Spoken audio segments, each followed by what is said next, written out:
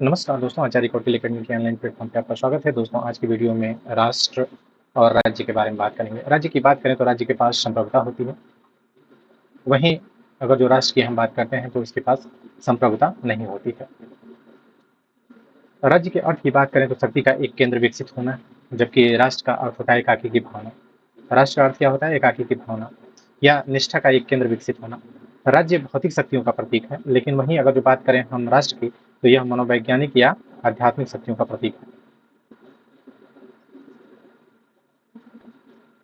आइए हम जानते हैं कि राष्ट्र क्या है।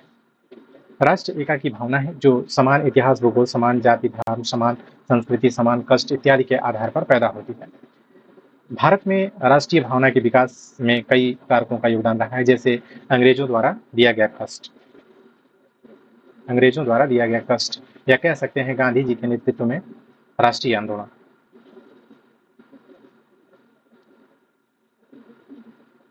अगर जो राष्ट्रीय भावना के विकास में गांधी जी के योगदान को देखते हैं तो सुभाष चंद्र बोस इसी को देखकर उन्हें राष्ट्रपिता की उपाधि देते हैं। किसकी उपाधि देते हैं? तो राष्ट्रपिता की उपाधि देते हैं। लेकिन इकबाल और जिन्ना द्वारा प्रतिपादित दो राष्ट्र के सिद्धांत यह मानता है कि राष्ट्रीयता का विकास धर्म के आधार पर हुआ है। भारत राष्ट्र पहले बना और राज्य बाद में। क्या राज्य और राष्ट्र की सीमा एक होनी चाहिए? आइए इसके बारे में हम बात करते हैं। अगर इसकी बात करें तो मिल कहते हैं कि राज्य और राष्ट्र की सीमा समान होनी चाहिए।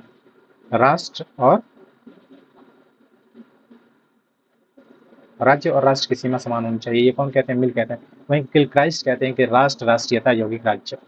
राष्ट्र राष्ट्रीयता यौगिक राज्य कौन कहते हैं? तो गिलक्राइस्ट कहते हैं।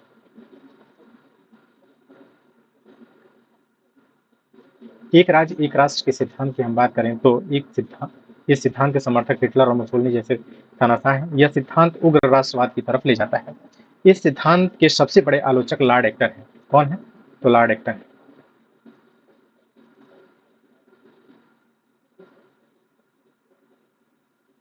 लॉर्ड एक्टर है। राज्य और समाज की बात करें तो राज्य के पास संप्रभुता होती है, समाज के पास नहीं होती है। राज्य के पास दंडकारी शक्ति है, समाज के पास केवल नैतिक शक्ति है। राज्य सीमित है और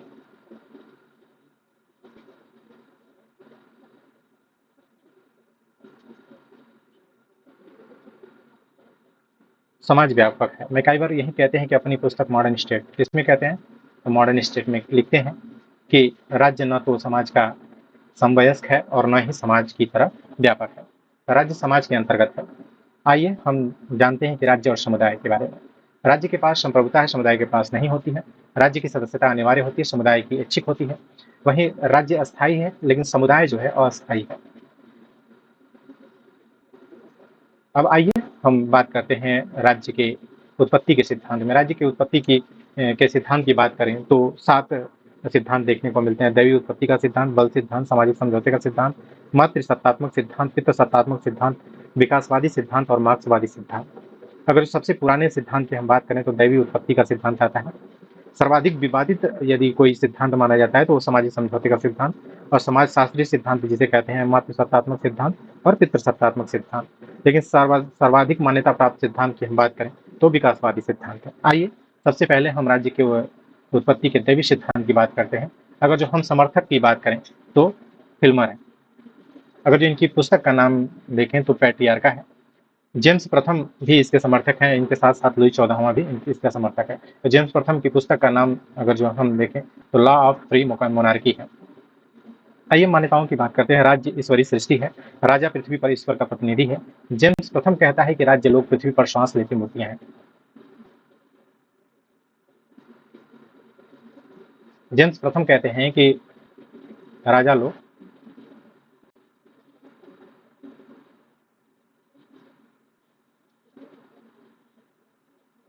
पृथ्वी पर सांस लेती मूर्तियां हैं। अतः जनता किसी भी स्थिति में राजाज्ञा का उल्लंघन नहीं कर सकती है। अर्थात जनता के पास केवल कर्तव्य होंगे, अधिकार नहीं होंगे।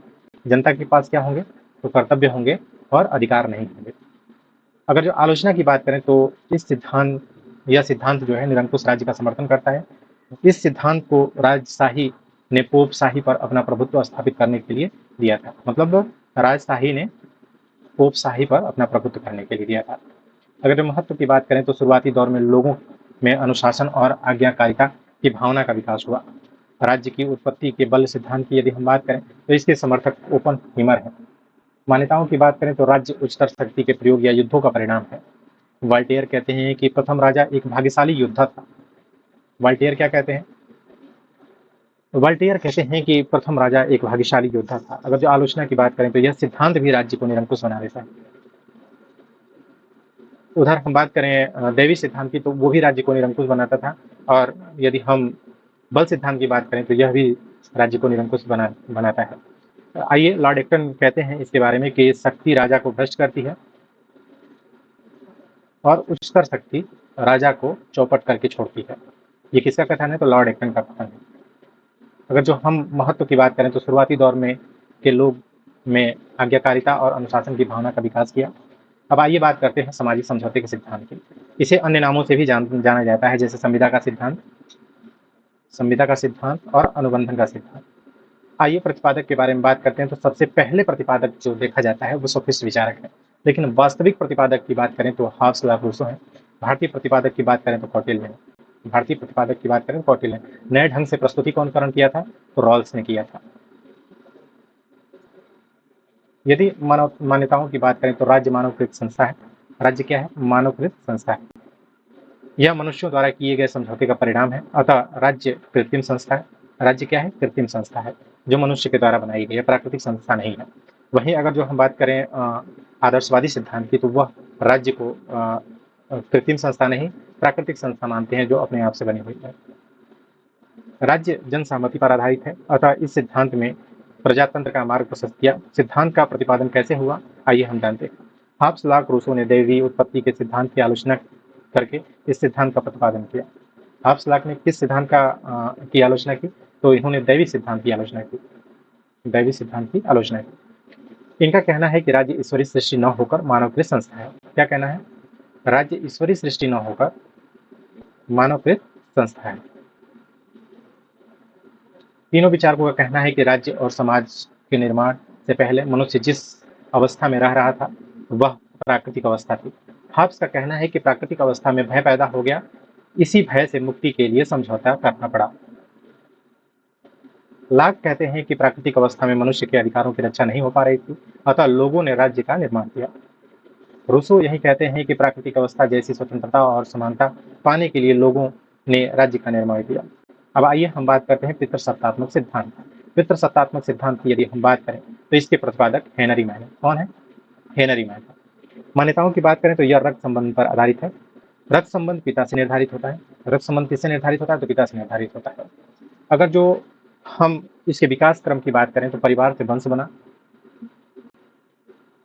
वंश से कुल बना, और कुल से कबीला बना, और कबीला से राज्य बना। इस प्रकार छोटी इकाई से बड़ी इकाई का विकास हुआ। अब आइए बात करते हैं मध्य सत्तात्मक सिद्धांत की। प्रतिपादक की बात करें तो बेथोवन, मॉर्गन, गैम्ब्लोविस और जेक्स है।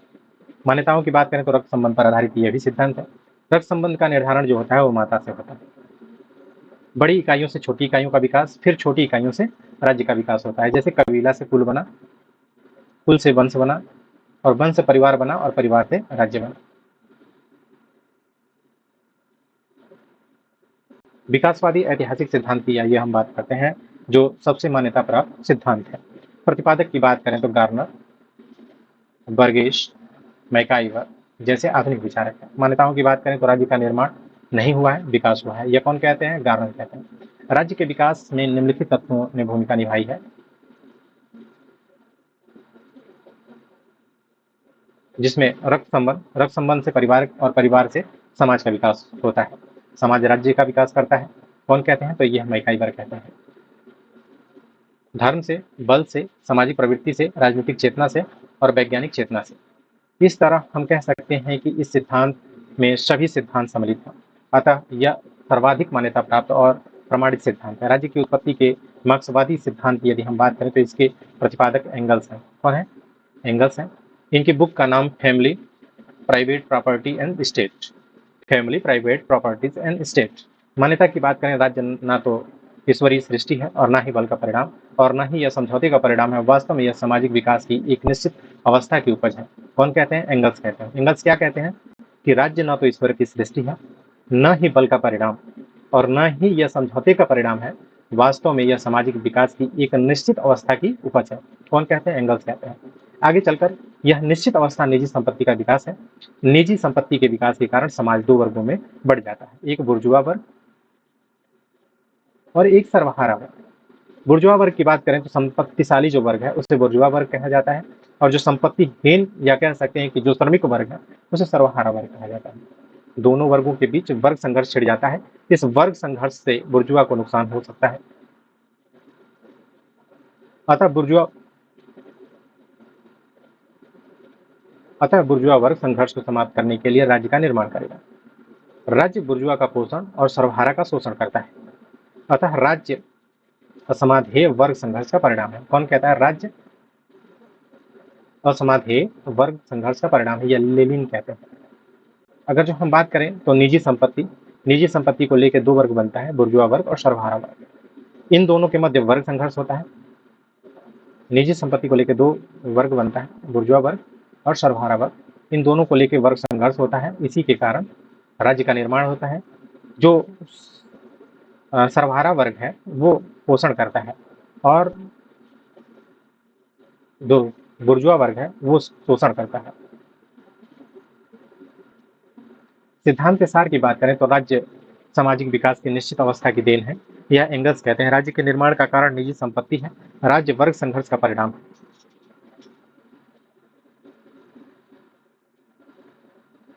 तो ये थी आज की वीडियो। कल की वीडियो में हम राज्य के विकास की बात करेंगे, किस प्रकार से राज्य का विकास हुआ है, प्राचीन साम्राज्य में कैसा था, मध्यकालीन साम्राज्य में कैसा था और आधुनिक काल में क्या हुआ। तो इसके बारे में हम कल की वीडियो में बात करेंगे। धन्यवाद। जय